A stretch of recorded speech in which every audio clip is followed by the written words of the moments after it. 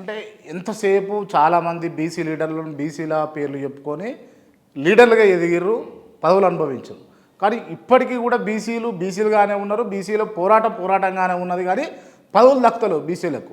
ఏం జరిగితే దక్కుతాయని ఎవడండి బీసీల కొరకు పోరాటం చేసిన నాయకుడు? ఆర్ కృష్ణ పోరాటం చేసిండు. ఇక్కడేనో క్రాంతి పోరాటం ఆర్ కృష్ణయ్య గారు.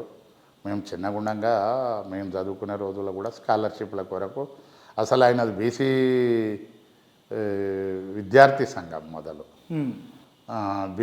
బీసీ విద్యార్థుల సంక్షేమ సంఘం, దాన్ని బీసీ సంఘం. దానికి రాష్ట్ర అధ్యక్షుడు ఉండే, జాతీయ అధ్యక్షుడైండు, రేపు ఇంటర్నేషనల్ అధ్యక్షుడు కూడా అనుకుంటారు. దానికని కాదు, ఆర్ కృష్ణయ్య గారి ఆలోచన విధానం అంతా తప్పు. ఆయన కొద్దిగా ఓపిక పట్టినుంటే ఏం తప్పు చేసినా ఏమీ అవేర్నెస్ చేయలేదు.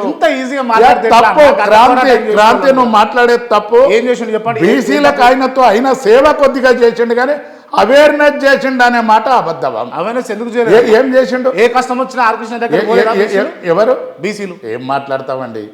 ఎవరు పోయిరు?